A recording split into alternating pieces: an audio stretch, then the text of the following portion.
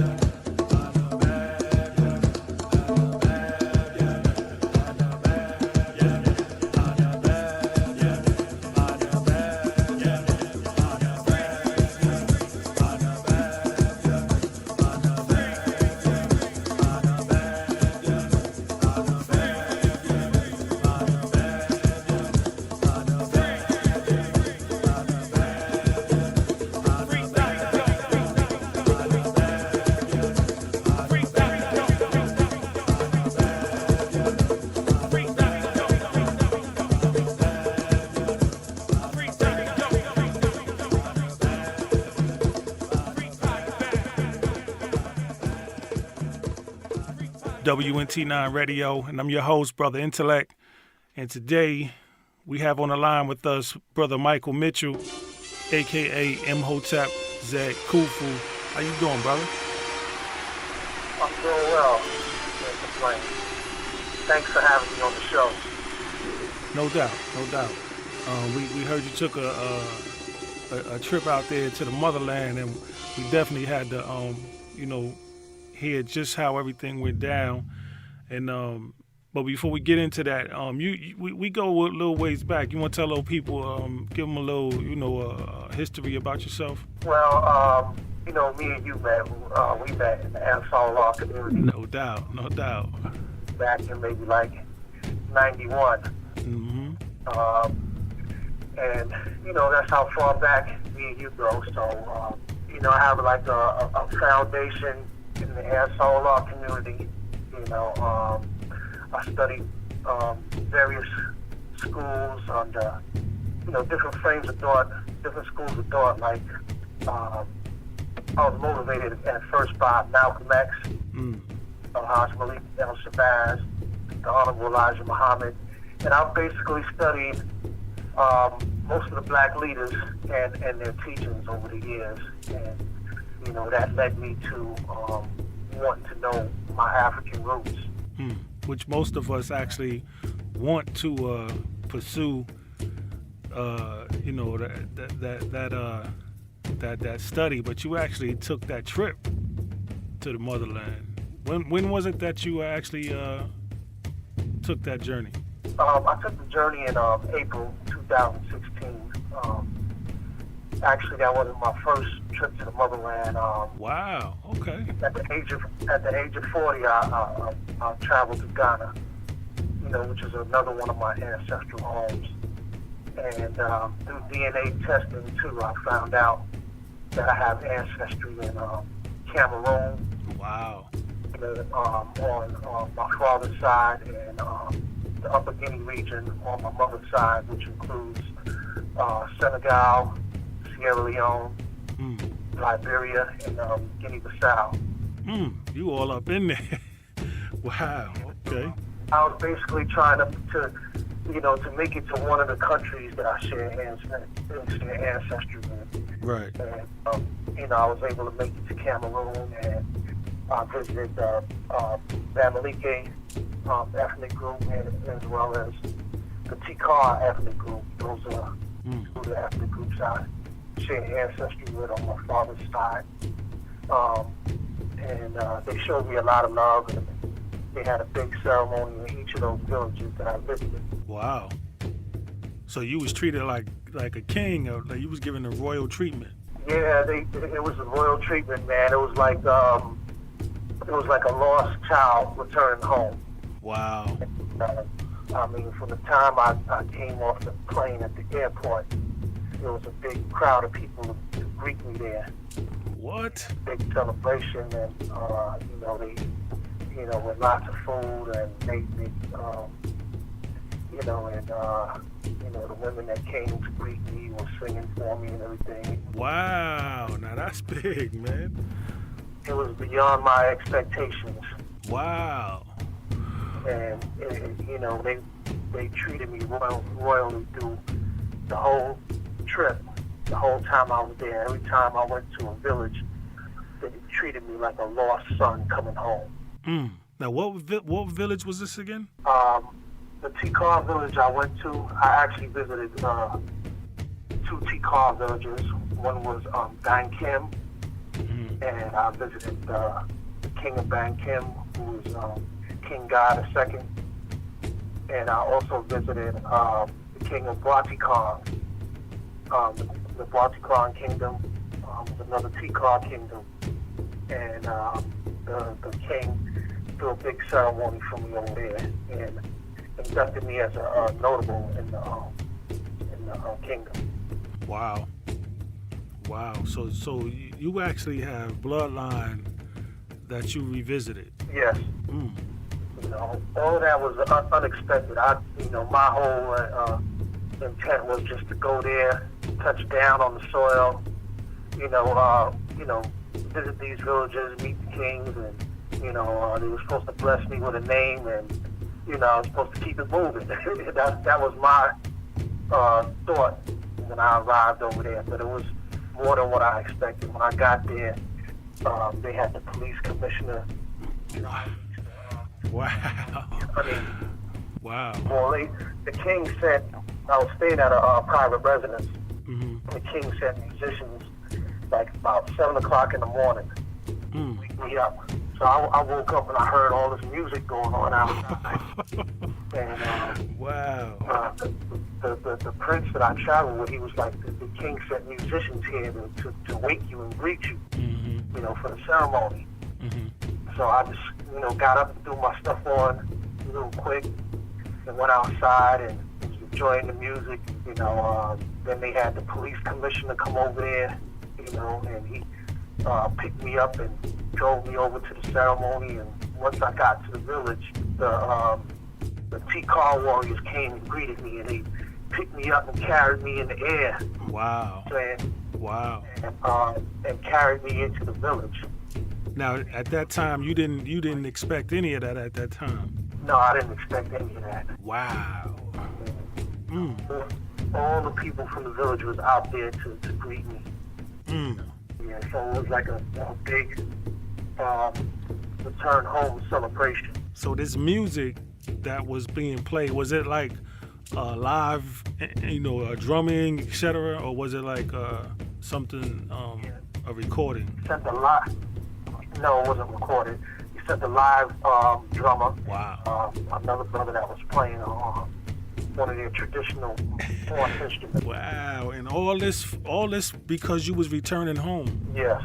Wow. I mean, they were playing for a long time too. It was like it took a while for me to get up and get dressed and everything, and they played the whole time.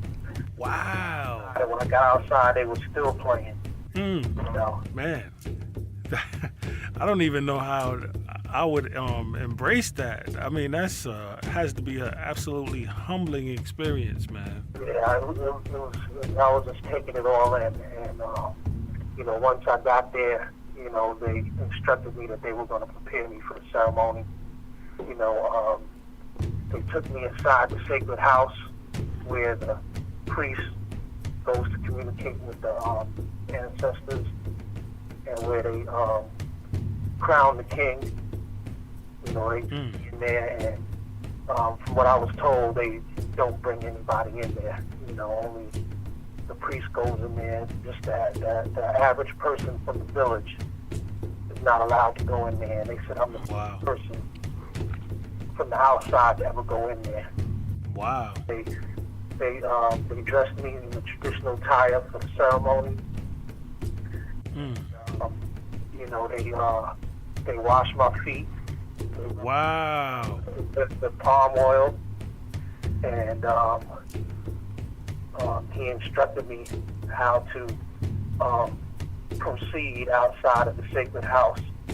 He had, it was like a procession as I was walking with a young child in the front, with the young child symbolized innocence, and they kind of like opened up the door, the gateway to the spiritual world. That's heavy. Wow. Yeah, and as we walked, they had people running in front of us laying mats down on the ground for us to walk on, so our feet wouldn't touch the ground. Wow. And they had women standing on each side of us, pouring cold water on my feet as I walked. You know. And this was to keep your feet warm or what?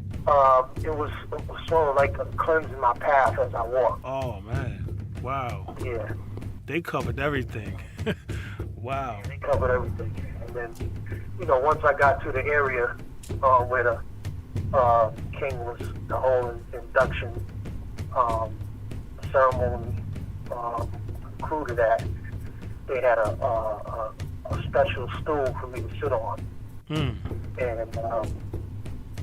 actually gave me that stool to take home with me, And they have a replica of that stool there at the kingdom. So the next time I come back to visit, they're going to bring that stool out for me to sit on. Wow. All the attire I wore in the ceremony, they gave it to me to take home. Wow. So you mean to tell me you got linked through doing the, what is it called? The DNA test? Yeah, you just went and basically hired someone to do a DNA test in Africa? No, I actually, I went to the Black Arts Festival here in Atlanta. Mm-hmm. They had a company called African Ancestry there. Yeah, I heard of them. And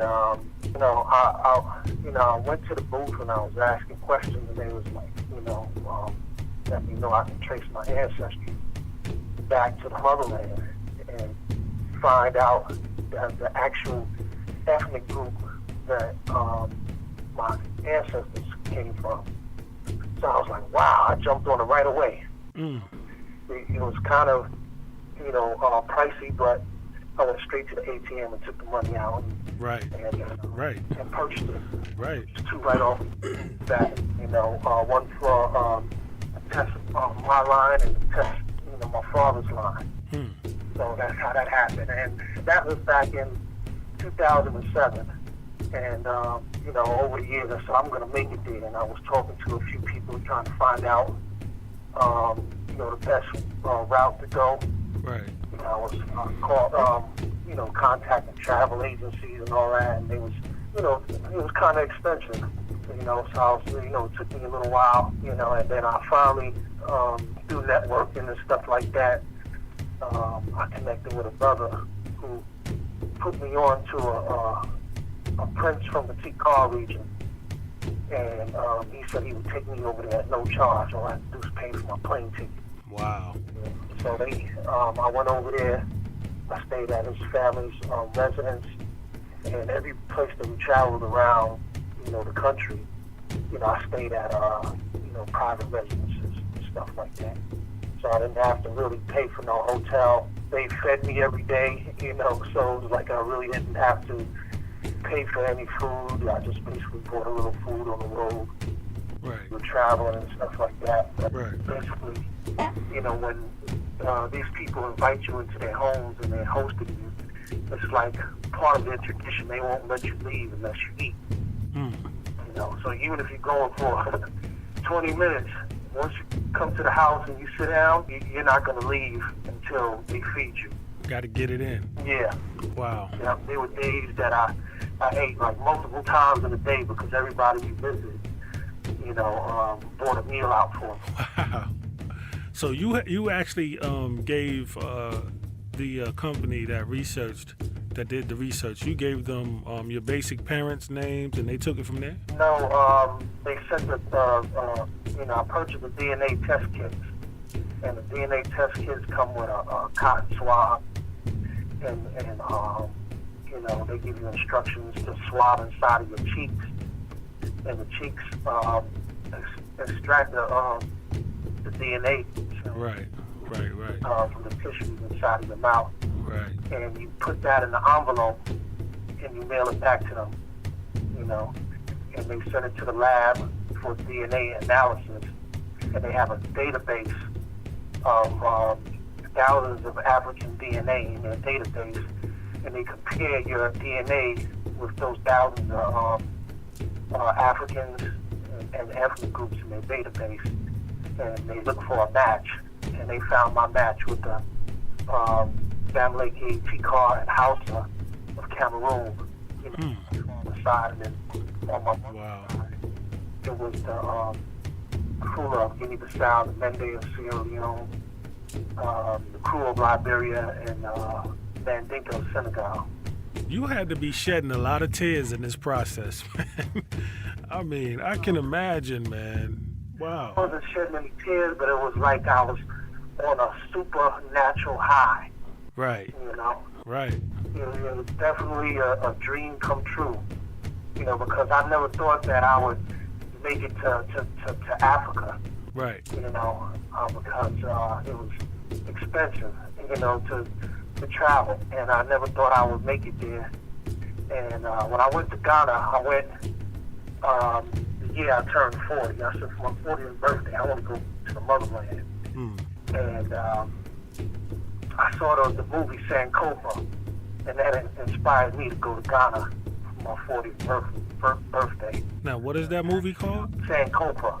Sankofa. Okay, so that's what is that? A new movie or what? No, it's a movie I think was made in the early '90s about a sister who was over there in Ghana. American sister who went over to Ghana, and she was a model, and she was over there taking some modeling pictures, and over there where they had the slave castles on the coast in Ghana, and she got possessed by the spirit of the ancestors over there. Wow. And it was, the essence of the movie was to return back to your roots, to retrieve what you lost. Right. That was the essence of the movie. Because when the sister came over there, she didn't have any sort of knowledge of her culture or history. She wasn't really connected with that. She basically got possessed by the spirit of her ancestors, and it went through a whole storyline, I believe it was her, what her ancestors went through, Now, where did you see this on a cable network or what? No, I actually purchased the video. Okay. The video, I forgot how I found out about the movie, but I purchased the video, and I was like, I gotta go there one day. It's like no return. Right. Return to the home of my ancestors. Right. And I did that. I went to the actual place where the movie was filmed. The actual slave castles over there on the Cape Coast in Ghana. Wow. I visited those actual slave castles, and I went inside the dungeons where they kept the male African enslaved men and women. I actually went to the door of no return where they marched them down to the sea to be to Caribbean and to the Americas.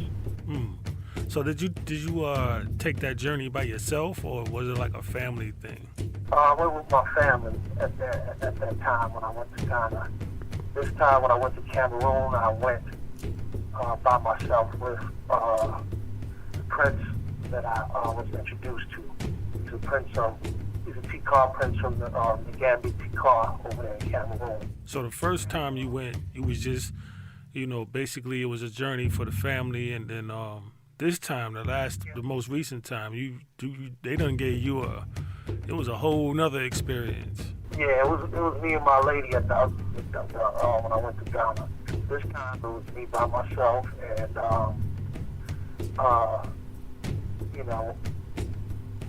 went over to Cameroon. I basically hung out with this Tikar prince the whole time.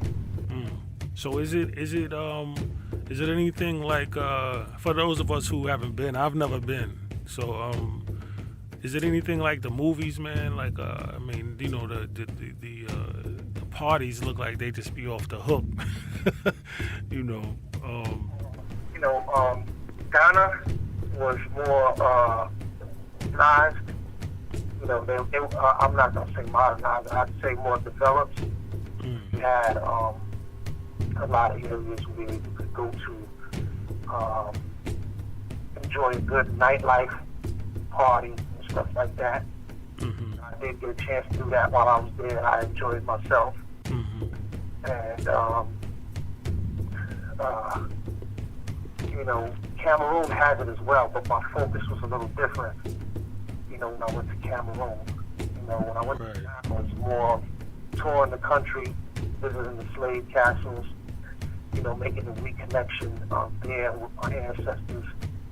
But it was more of a leisure trip when I went to Ghana. When I went to Cameroon, it was strictly reconnection and learning about the culture and traditions. I might have visited like maybe 2 or 3 touristic sites that basically were like waterfalls and stuff like that. Mm-hmm. I like to see the natural beauty of places. But the trip to Cameroon was mainly about reconnecting with those ethnic groups and having ceremonies in those villages and learning about the culture. Wow. I also visited one of the ports that Africans were shipped out of in Cameroon, a place called Bimbia. That's off the coast over there in Cameroon. Mm-hmm. A lot of Africans were captured and shipped out from that port as well. But I felt at home there. Right. And although I am a light-skinned brother, it was like most of the people were dark-skinned. Right. Nobody looked at me as if I was out of place. Mm. And you do have light-skinned brothers and sisters over there. You do have Asian, and you do have Caucasians over there. But I was walking around in the streets, and I was just observing the environment and observing the vibe that I was getting from the people.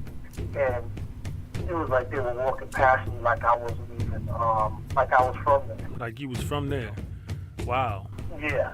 Nobody looked at me like I was I was somebody that was out of place. Wow. When I went to Ghana, a lot of people, they saw me as a tourist. Running up on me, trying to, sell me different, items and stuff like that. They knew I wasn't from there. Right. When I was there in Cameroon, people walked past me casually and everything like that. They were going on about their business. It was like they didn't even notice me. You know what I'm saying? Wow. It was like I was just another person, from there, walking around doing my business. Well, you that's where you was going back to, tracing your bloodline, right? Yeah. Yeah. So they I guess they like you fam. You ain't you not out of place here. You fam. So. Yeah. Wow, that's powerful, man. That's powerful. And It's only when I went to certain places and I was trying to buy stuff where I couldn't speak French. That's when they knew that I wasn't from there. Right. Wow. I had somebody, if I wanted to buy anything, I had them purchase it for me. So French is the predominantly the first language? The country is, part of the country speaks French and part of the country speaks English. The French part, they call it the Francophone area. And the English part, they call it the Anglophone area because that country was colonized by the British and the English. I mean, the British and the French. So the French, the part that was colonized by France, they speak French. And the part that was controlled by Britain, they speak English. But prior to that, they were colonized by Germany. Right. Before that, it was Portugal. Have like a history of different European countries colonizing over there. Now, when you observe that, those are things that I remember being taught by Dr. Malachi Z.O. And when you say those things, when you were realizing that while you were there, did you think about the teachings of Dr. Malachi York? Like just any experience there that made you think of something that Dr. York has said or taught?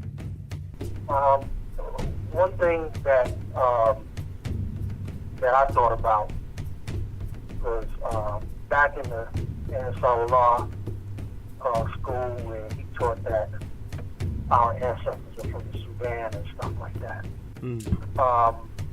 The family A.E.O, their oral history states that they come from the Sudan, from the Nile Valley region of the Sudan.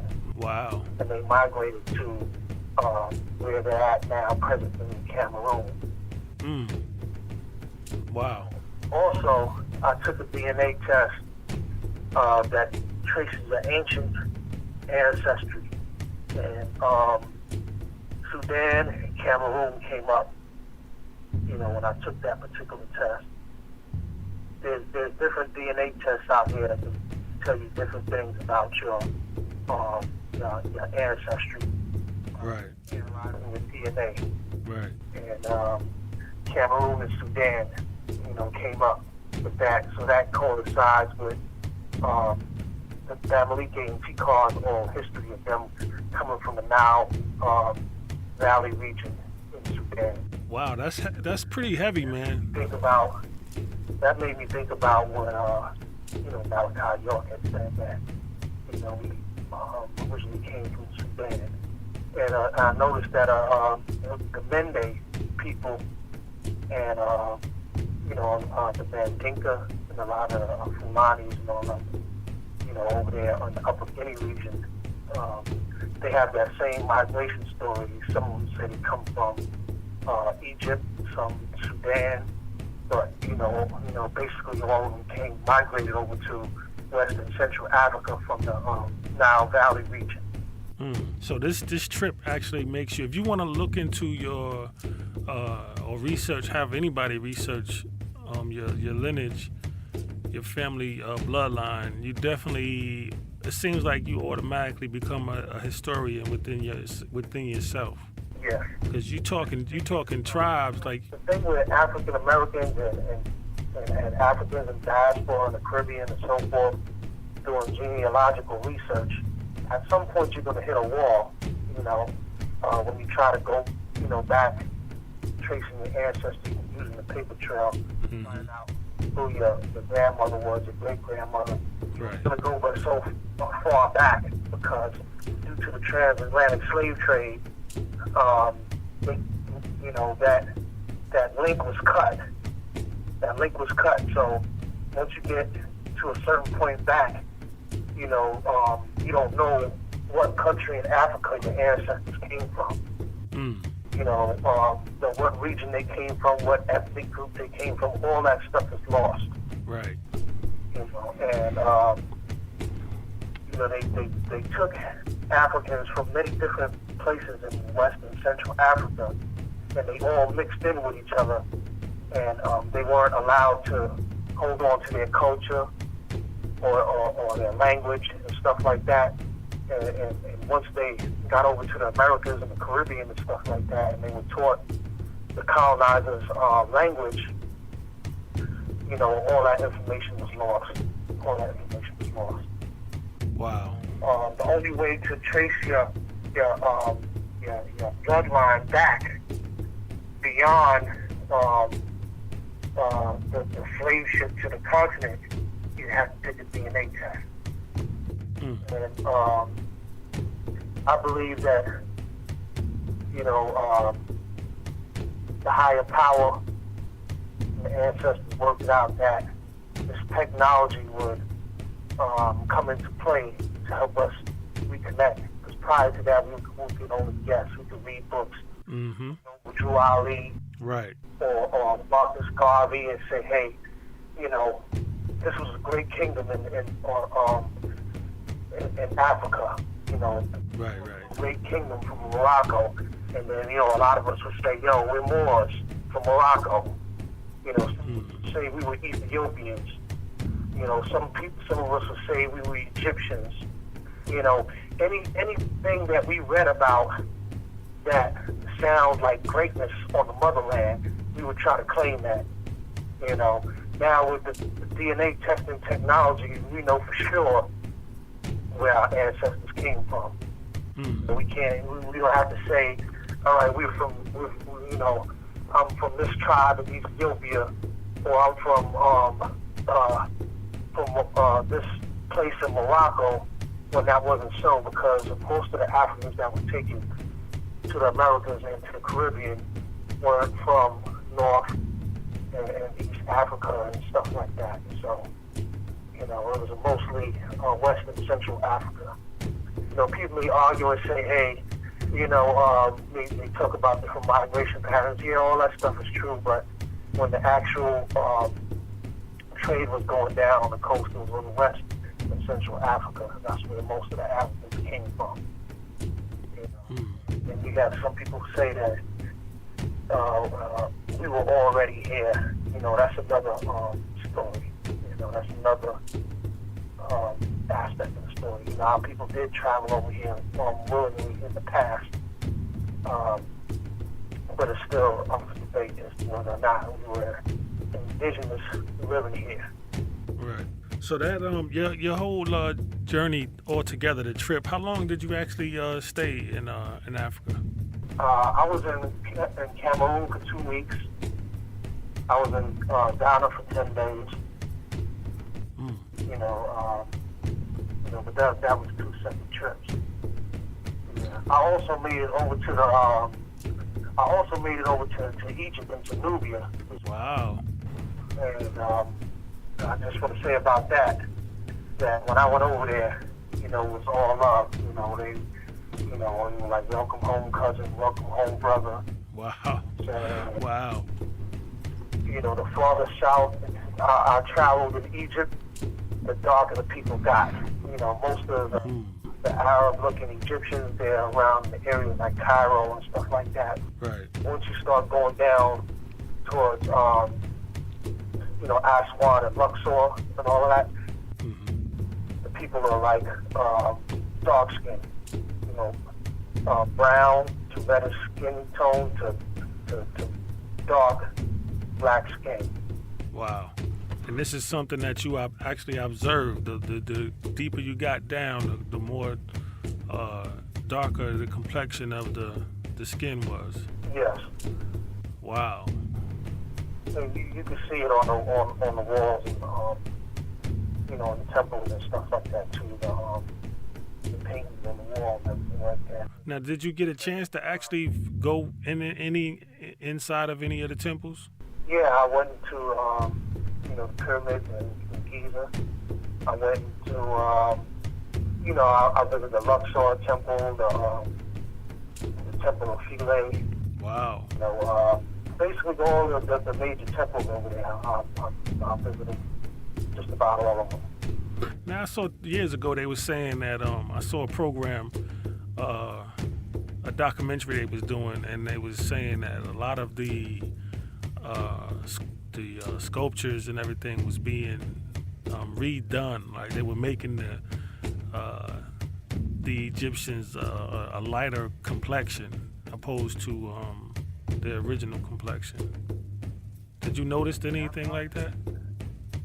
No, I didn't see anybody over there like redoing anything or trying to refurbish anything. You know, but I have seen pictures and books of you know, scientists and archaeologists or whatever field they were working in, like touching up some of the paintings over there. You know, so I didn't actually see any of that going on over there. Right. Wow, that has to be like the most beautiful experience, man, for a Nubian in America to actually make that journey back, and not just go back, but actually be connected to, you know, their own bloodline, man. That has to, like, you talk about DNA explosions. that has to be, wow. Yeah, to me that was like that's been the highlight of my life. Wow. You know, I still keep in contact with everybody over there. You know, I'm in constant communication with the people in the village and people still living over there. Recently, I sent some school supplies over there for the children in the village. That's heavy, man. That's beautiful. It's all love. It's all love. You know, they're looking forward for me to come back. The king has some land for me over there. You know, Wow. yeah. Now you was given land? Yeah, he gave me my own land that I can build my own house on. What? And, yeah, he made me a notable in the village, so that was like, you know, I'm part of, So you basically you live there then. I mean, you got a home to go to or a home to build. You got land to build on, man. Wow. Yeah. You know, they gave me a birth certificate and all that other stuff, you know, after the Wow. ceremony. They gave me like paperwork with the king's seal and signature and everything like that on there. Now something like that, does that make you a citizen? No, not a citizen of the country, but he just basically gave me something to remember my ceremony, my naming ceremony, my induction ceremony, Right. and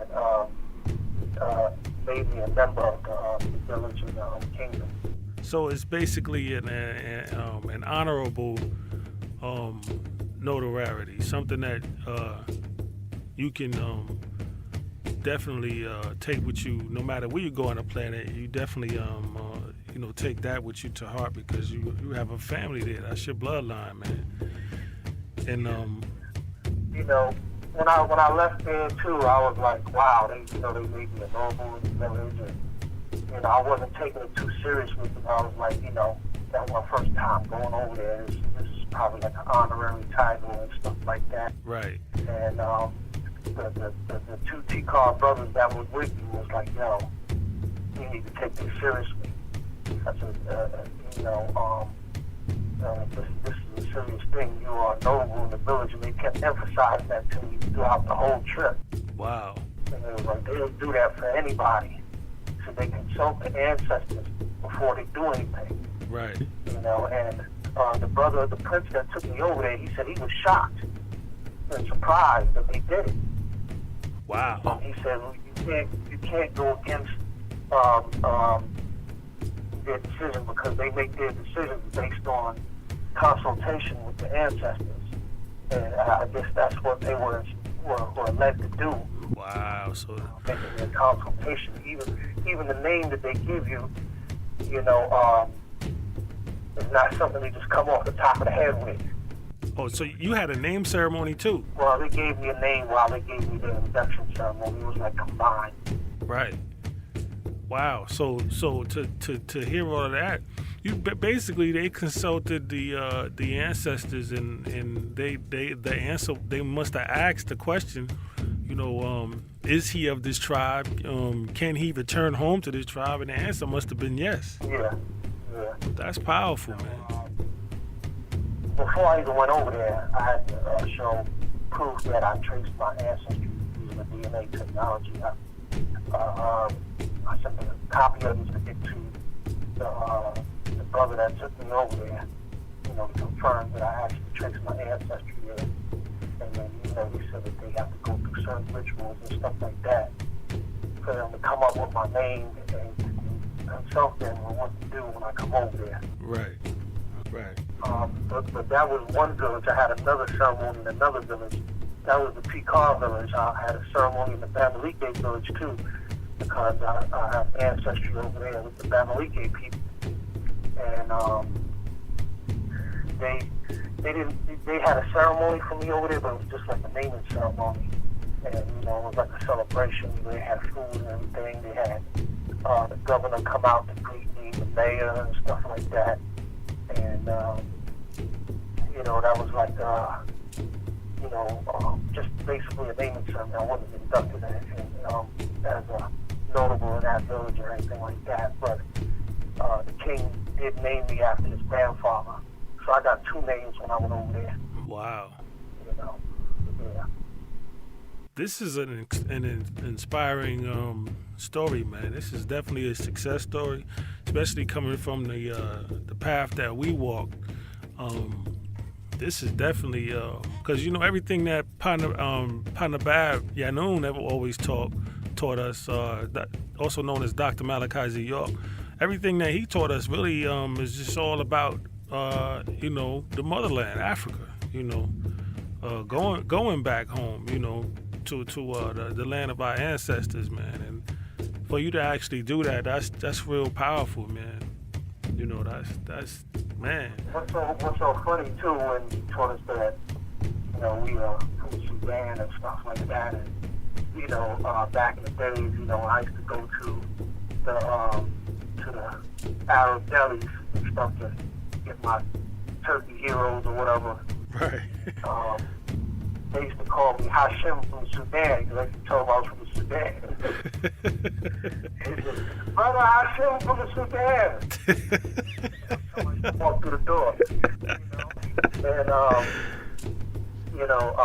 And come to find out, this is years before I even took the DNA test. Right. That ethnic group over there in Cameroon, they say they came from the Sudan. Right, which they test says I have deep ancestral roots in Sudan, so it was like, wow, you know what I mean? Yeah, and it makes it even more of a home run, man. It's real powerful. Yeah. It's real powerful. I really encourage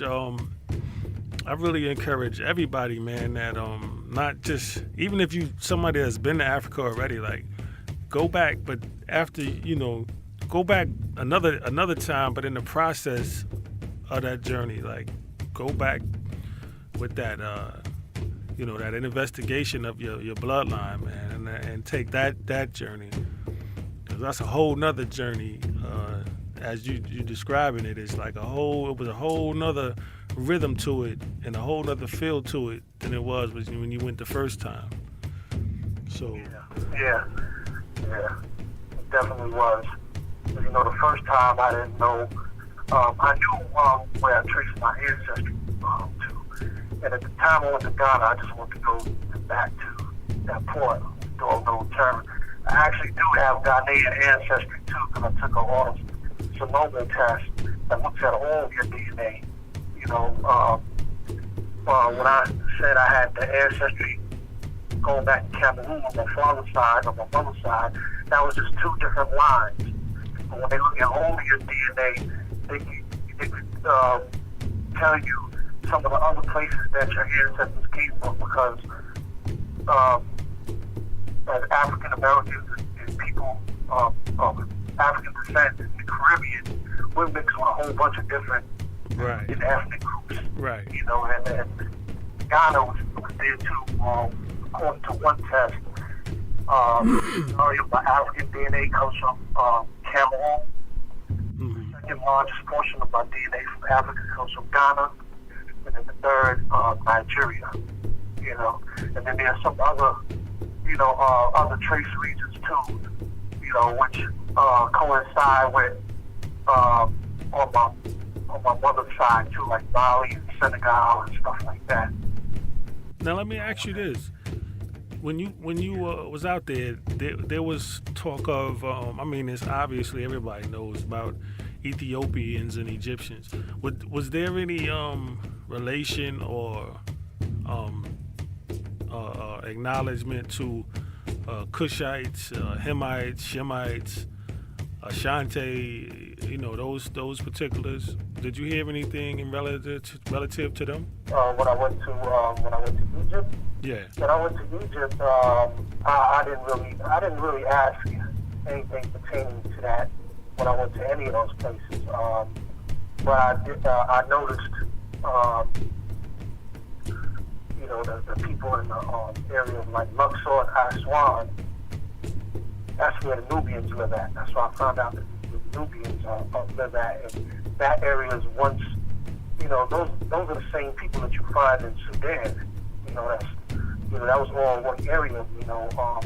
Prior to Africa being divided up, there was no line over there, no border line set saying this is a different country from this country. You know what I'm saying? They were all like, you know, the boundaries that they had back then is different from what they had today. Those are all basically the same people. Right. You know, and they were all brown, dark-skinned people over there. And to go back real quick to when you was asking if I saw anything like anyone likened the images over there, all the images I saw over there, all of the images were brown-skinned people. You know, brown-skinned, dark-skinned people. I didn't see any like images over there. Wow. Okay. Not that there aren't any, there just wasn't any publicly. I didn't see any at all. Wow. I've seen pictures like in the areas like near the Mediterranean Sea, like, you know, going towards like,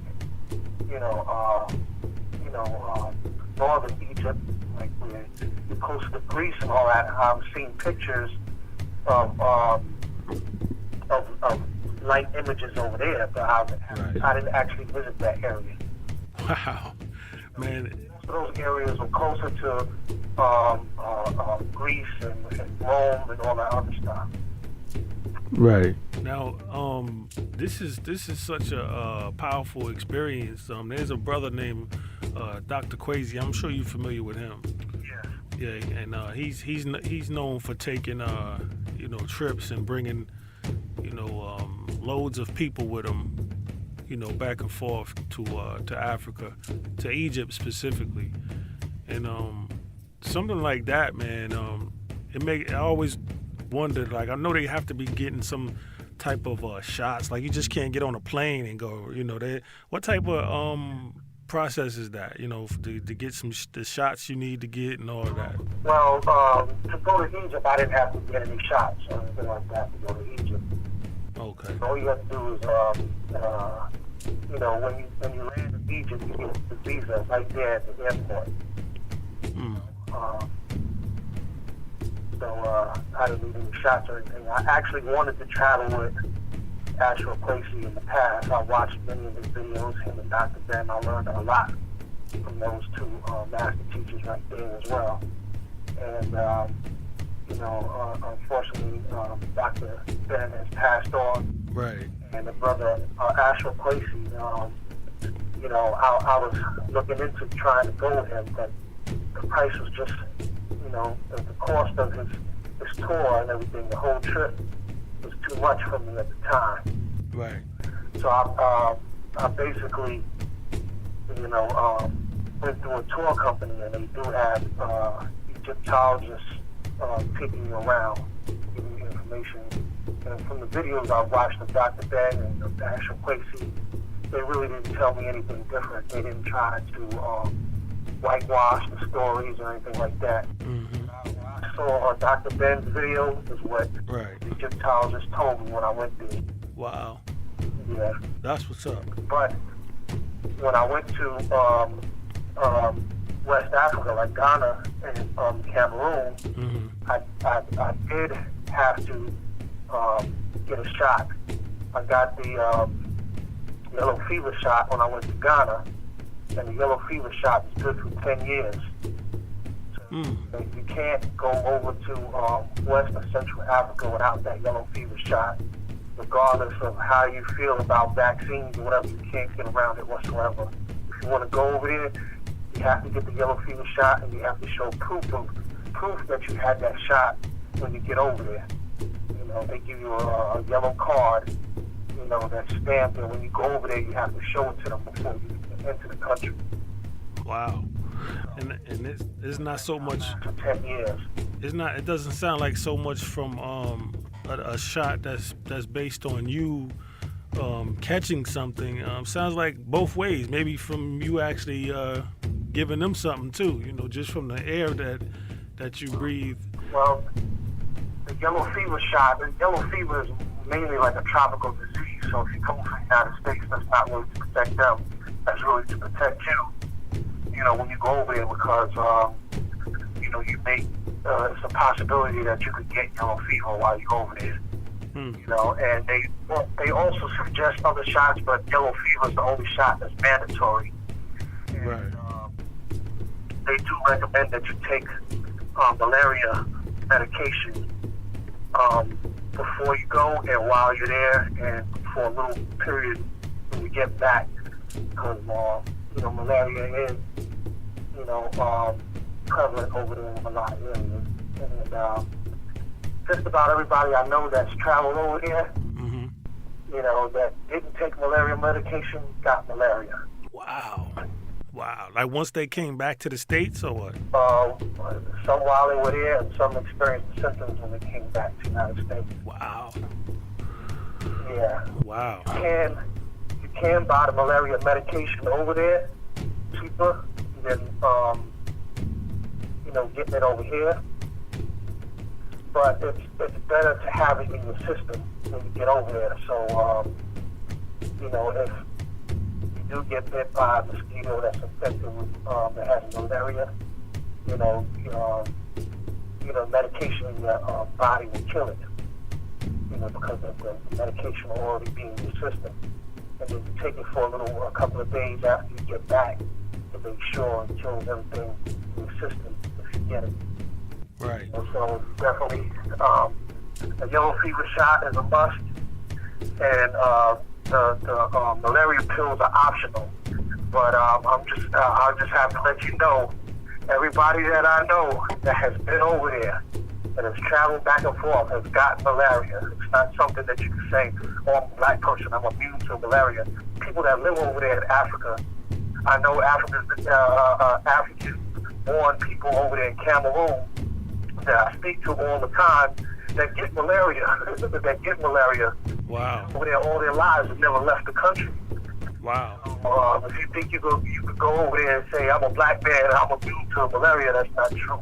But they get it over there and people die from malaria over there all the time. Now, these things are not just subject to Africa, though. I think that's like where anytime you go to another country, there's some level of, shots that you're going to actually have to obtain if you don't want to be subject to those different diseases. Well, I know West Africa, West and Central Africa, and I believe India, in some places they recommend a yellow fever shot. I'm not too sure about India, but it's recommended over there because it's a tropical disease. Right. Other places, like when you go to Europe and stuff like that, or the Caribbean, you don't have to take those shots because yellow fever is not prevalent over there. They don't have like a history of yellow fever or another thing too to be subject to over there is like typhoid. I know a brother that lives over here on the motherland, and he's gotten everything that they say you could get. He's got, when he repatriated and moved over there, he's gotten just about everything that they say that you can get. That they tell you about before you go over there. So none of that stuff is myth. You just have to get your yellow fever shot. I would recommend if you're visiting to take the malaria medication before you get over there. Use a mosquito repellent, and just watch what you eat because some places they don't practice the same type of sanitary practices that we normally practice over here. You got to make sure your food is cooked well. Some of them have water sources that are not so good over there. Now I'm glad you brought that up. I'm glad you brought that up. Now, Africa is always, in America, when we think of Africa, and I don't know if this is, because I've never been, but I don't know if this is like, just some hype or whatever, But, over here in America, when we think of Africa, we're told Africa is just, there's one group that says that Africa is like, this is the place to be. This is where you want to be. This is the land of the gold and the diamonds, everybody's rich out here. But we know everybody ain't rich, out there. It's like everybody not rich out here. But then you got another group of people who's saying that, Africa needs some water. Africa needs. A female told me that they didn't even have ice cream in Africa. So, things of that nature. What was your experiences as far as the poverty level and the Joneses and the riches? What was your experiences on that level? When you go to the major cities, there's a lot of development in the major cities, especially near the capital, wherever they have the seat of government. That, the roads and the buildings are going to be pretty much nice in those areas because you have government officials in that area, and you have government officials from other countries coming to visit those areas and stuff like that. So those cities where they have like that financial center or the government center, those areas are going to be nice and developed. Nice hotels, you're going to see nice office buildings and stuff like that. Right. But once you, and the neighborhoods surrounding those areas, you're going to have modern homes, and with all the amenities like running water, electricity, and all that. But once you move outside of those areas, it's pretty much underdeveloped in a lot of those areas. The streets are real bad. The roads going into the rural and village areas are like dirt roads, and they really, really, really bad. The infrastructure over there is bad in a lot of areas. There are people that do live in huts and stuff like that out there, and there are people that don't live in huts and stuff like that out there. So it's a little bit of both. But overall, you're not going to have the same amenities over there as you have over here. Right. Most of the places that I've stayed were like middle class to upper middle class homes, and a lot of them didn't even have. Some of those homes didn't even have hot water. It was just like Wow. cold water. Wow. Ansar School. That I stayed where I had to bathe out of a bucket of water that they had to go down to a water pumping station. Wow. Water. Quality, and even some of the areas where they had homes, there were times where the electricity would cut off and stuff like that. And this is not even due to no bad weather. It's just, it'd be in and out sometimes. So, that's basically, for somebody to say they're going to repatriate over there and they have in their mind that they're going to be living in a nice home and all that, you have to be making good money out there. You have to have a good source of income out there. Right. In order to live in one of those homes. Right. They don't purchase their homes off of credit or get a mortgage to get their homes. They purchase their homes straight up. You don't go into stores over there and use credit cards to buy things over there. So no credit card, huh? Yeah, none of that over there, really. Wow. There goes America. Because that's American success right there. The credit system is instrumental in the American success story. So, yeah. And their perception of a lot of us over here is that we have money, when able to get a lot more things because we're living in a system where we can purchase things on credit, where they can't do that over there. Wow. You know what I'm saying? Yeah. Wow. That's heavy, man, because and that explains why a lot of Africans look at Americans the way that they do, man. Yeah. That's really heavy, man. They don't know that we didn't pay for that house. Right. We paid for that car. Right. We paying notes. We paying car notes and paying mortgages and stuff like that.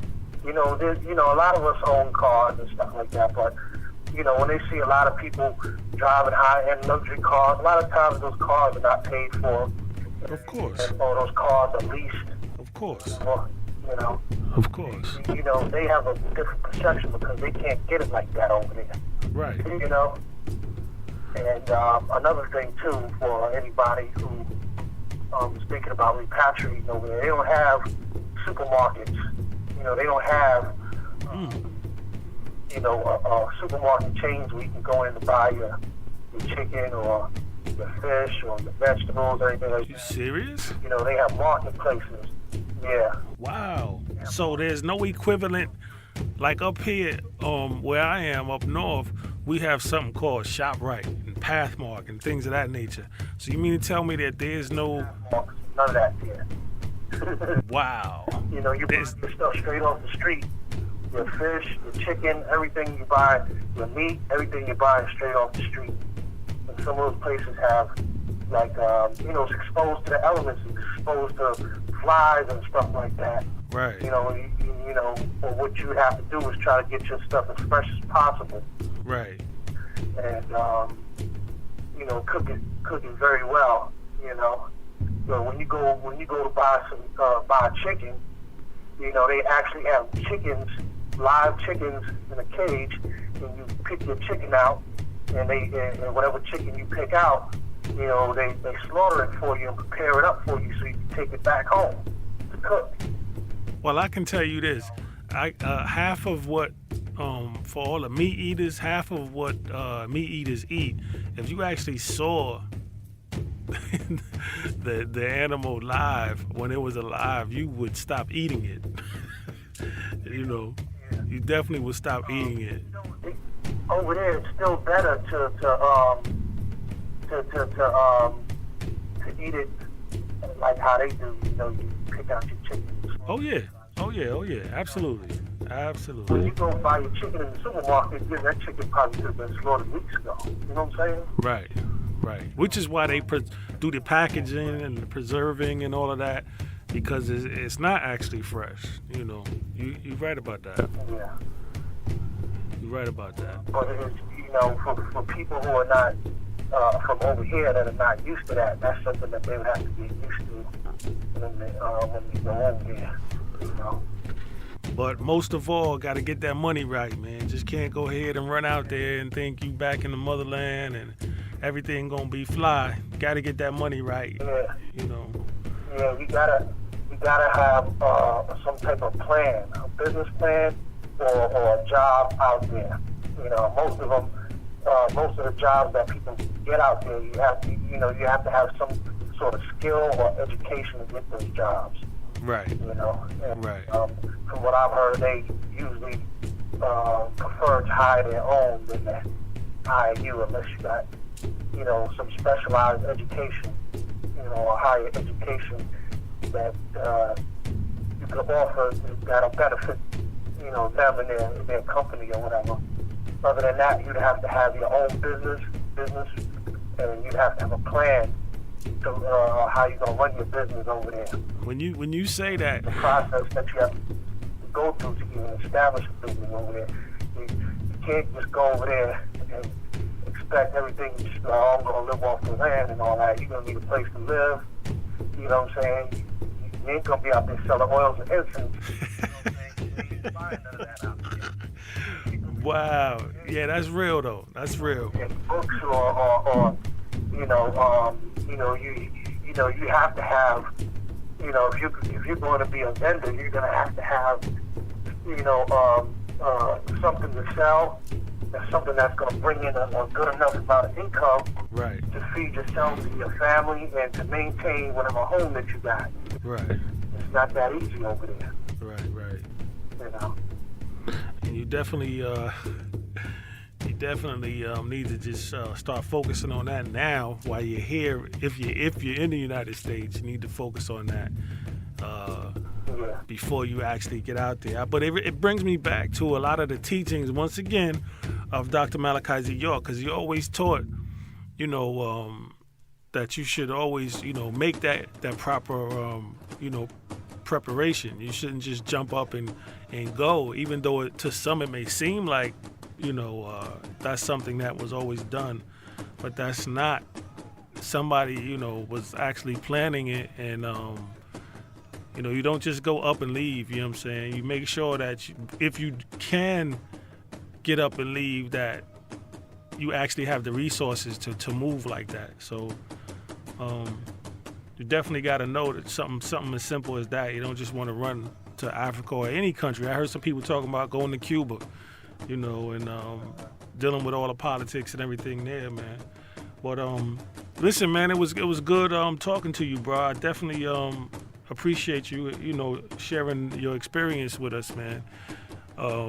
This is a beautiful thing, and it's very inspiring, and we want everybody to, you know, start sharing their story too as well. And you know, it's always good building with you, man. I haven't spoken to you in quite a while, and we still got to do some catching up, man. So we have some off the air talk, you know what I'm saying?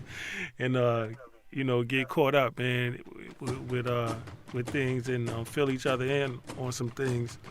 But you know, before we go, man, I just want to ask you this, man. If Dr. Malachi Z. York was listening to our station and listening to you on the air with me right now, what would be your message or any words to the master teacher, Dr. Malachi Z. York? Because we do know, for everybody who don't know, that he is incarcerated and currently serving a 135-year sentence and in the penitentiary there in Florence, Colorado. What would be, he's been there for 15 years too, by the way. So what would be your, you know, words from yourself, from the heart, to that very influential man? There's not really too much I can really say to him that he doesn't already know. He knows his situation. You know, the only thing I can say out of concern and everything is, you know, hope for his well-being, and you know, want him to stay strong, and you know, and to keep getting up and not losing hope every day, you know. And I see he's been doing that because, you know, it's been 15 years already, and you know, from what little I've heard, he's been hanging in there. You know, he didn't try to take himself out of here or anything like that. Right. He's still Right. living. He's still keeping the hope alive, and you know, there's not really anything too much I could really say to him. You know, I appreciate everything that I've learned while studying under him, and everything that I've learned from him has contributed to the person that I am today. So I'm grateful for that. You know, I'm just highly disappointed everything turned out the way it did. You know, and I just wish it was otherwise, but you know, it is what it is at this point. You know. Well, you definitely set a earful, man, and I think that you know. Yeah, while I was over there in Ghana too, and I was touring around different places, you know, I visited the Kwame Nkrumah museum over there, and I visited the W.E.B. Du Bois home over there. Wow. And, when I went to the W.E.B. Du Bois' former home over there in Ghana, you know, it's a tourist attraction right now. Right. I walked into one of the rooms, and I looked down on the table. I saw one of Malachi Z. York's books on there. What? Wow. I believe it was Jesus, the God of the Quran. Wow. On the table, and you know, I was just like, I took a picture of it too. I'm all the way over here in Ghana, and this man's books is over here. Wow. His books have traveled around the world. Wow. You know, so yeah, I was so amazed I had to take a picture of it.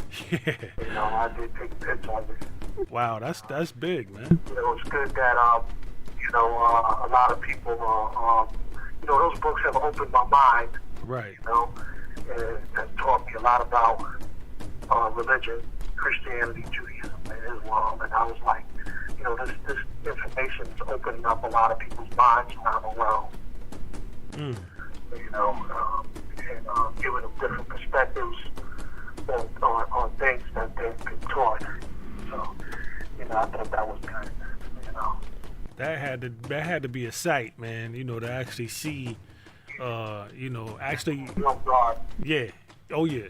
Oh yeah. Real guard, because I wasn't expecting to see that. Hopefully others, heard the message, and one thing for sure, Panabab Yanun is definitely affected by our failures just as much as he's affected by our successes.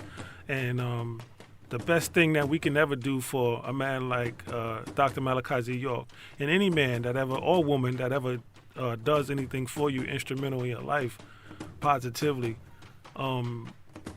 is to return that favor in you carrying on the tradition of success and never give up. Your ability to keep changing and developing and growing. And you definitely are doing that. And I just want to commend you on that. And I truly thank you, man, for you not ever giving up on yourself. You know what I'm saying? And those same decisions that Dr. York has to make and continue to make, believe it or not, we make them every day too. You know what I'm saying? We have to make those same decisions, during our course of life. So if he can do it, we definitely can do it. So from me to you, I thank you, man, for calling in and sharing your story once again. Just want you to know, brothers, I love you, man, and do not hang up. Want to keep you on the line so we can just talk about some things right quick. We right here live on WNT9 RADIO. I'm your host, Bro.Ntelek, and you was listening to my brother, Michael Mitchell. So, till next week, peace, wadu. Free, Dr.